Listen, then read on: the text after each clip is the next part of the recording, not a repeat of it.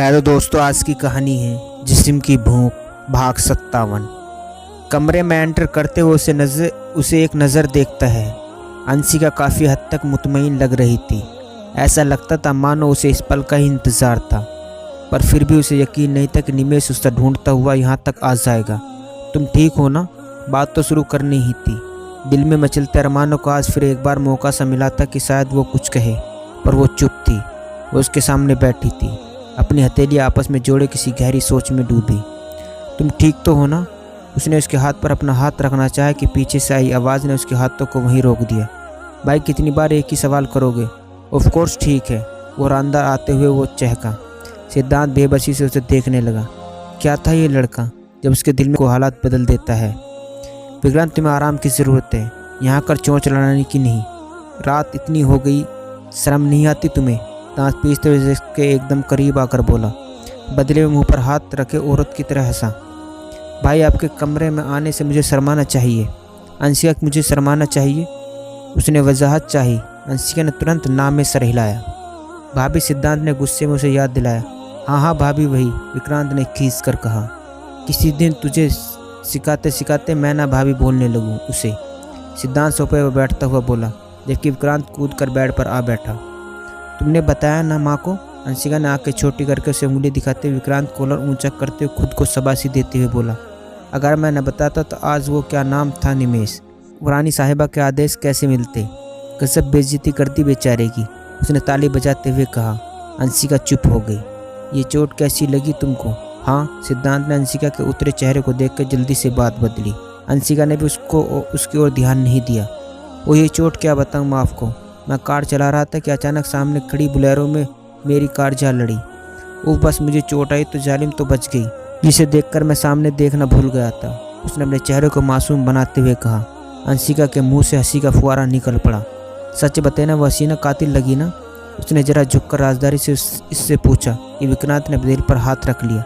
इरशाद करता हूँ, ना पूछो कहाँ कहाँ कत्ल किया, ना पूछो कहाँ कहाँ कत्ल किया। जालिम ने कभी हंसते हुए तो कभी हंसाते हुए कत्ल किए। वाह विक्रांत, तुम तो शायर हो गए, अंशिका ने अपनी एक आईब्रो उठाते हुए कहा। वो धमकी दे गया है वो, पर हमारे भाई तो डबल दे गए उसे। बस नाम बदलने वाला सिस्टम मुझे पसंद नहीं आया। विक्रांत दोबारा शुरू हो चुका था, जबकि अंशिका के माथे पर बल पड़ गए। विक्रांत, तुम जाओ अपने कमरे में, अंशिका को आराम करने दो, उसकी तबीयत वैसी भी अच्छी नहीं है। सिद्धांत के चेहरे के बदलते रंग अच्छे से देख रहा था। विक्रांत नोटिस किया तो सॉरी कहकर चुपचाप चला गया। वो तो बस माहौल को हल्का करने आया था। सिद्धांत तो निमेश को नहीं जानते, बहुत जिद्दी है वो, जो कह दे वो उसे कर ही रहता है। पर मैं नहीं चाहती कि वो इंसान दोबारा अपनी शक्ल यहाँ दिखाए। अंशिका निमेश को अच्छे से समझती थी। अंशिका के साथ रहकर उसने खुद को बहुत बदला था, पर अब वो अपने पुराने टोन में आ चुका था। उसकी फिक्र तुम मत करो, हम 2 दिन बाद दिल्ली जा रहे हैं और हो सकता है अब वहीं रहना पड़े। यहाँ सारा काम विक्रांत संभाल लेगा। इसके बाद वो तो क्या, उसकी परछाई भी न छू सकेगी तुम्हें। दिल्ली जाने की बात सुनकर वो थोड़ा दुखी हुई, पर बाकी लोगों के लिए यही अच्छा था कि वो यहाँ से चली जाए। वहाँ जाकर वो सिद्धांत से डाइवोर्स के लिए बात करेगी। उसके बाद वो हमें उन सबसे दूर हो जाएगी। करवट बदले वो अपने आंसू रोकने की नाकाम कोशिश कर रही थी। दूसरी ओर सिद्धांत अलग ही ख्वाब बुने जा रहा था। बहुत कुछ सोच रहा था उसने अपने आगे की लाइफ के लिए, पर सबसे ज़रूरी था अंशिका का यकीन जीतना, जो शायद वो जीत चुका था। आने वाले वक्त के खूबसूरत लम्हों को सोचकर ही उसे गुदगुदी सी होने लगी। उन्हीं सपनों में डूबे कब नींद की वादियों में चला गया, उसे खबर ही नहीं रही। सुबह जब आँख खुली तो किसी घनी जुल्फ़ों उसके चेहरे पर अपनी खुशबू बखेर रही थी। वो कसमसाता हुआ उठा। अंशिका पूरे हक से उसके सीने पर हाथ रखे लेटी हुई थी। उसका सिर उसके कंधे पर था। रात उसके सोने के बाद उसके चेहरे को कितनी देर निहारती रही, जाने अब कब मौका मिले इतने नज़दीक से देखने का। उसके गालों पर अपनी प्यार की पहली निशान रखते उसके होठ कांप रहे थे। जाने कब से मगरूर इंसान को उसके दिल पर कब्ज करके बैठ गया। वो पूरे हक से उसे आजमाना चाहता था, पर अंशिका वो हक देकर उसके साथ नाइंसाफ़ी नहीं करना चाहती थी। भले ही वो उससे मोहब्बत कर बैठी थी, पर वो उसे लायक खुद को समझती भी नहीं थी। उससे दूर होकर भी वो कहीं जाएगा भी सोचा भी नहीं था, पर उससे मोहब्बत का यकीन देखकर जाएगा ये सोच लिया था। सोचते सोचते कब उसे नींद आ गई पता भी नहीं चला। वो सिद्धांत के कंधे पर ही सर रखे सो गई। सुबह वो प्यार भरी नज़रों से उसे देखता रहा। धीरे से उसका सर पीलों पर रखे वो उठ गया।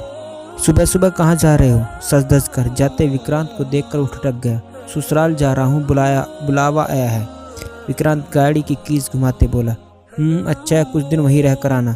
सिद्धांत ने जले दिल से कहा तो वो कहा लगाता अपनी कार की तरफ बढ़ गया। उसके जाते हुए अपने ऑफिस के कागजात समेटने चल पड़ा।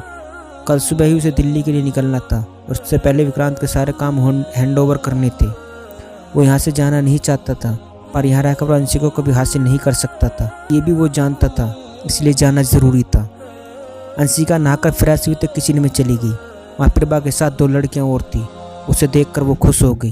दीदी, कितने दिनों बाद आप आई हैं? चंपा ने मुस्कुराते हुए कहा। वो भी उन्हीं में जा मिली। क्या होगा आगे जानने के लिए कहानी का अगला भाग जरूर देखें। दोस्तों, ये था जिस्म की भूख भाग 57। दोस्तों, कहानी अच्छी लगी तो चैनल को सब्सक्राइब करना न भूलें।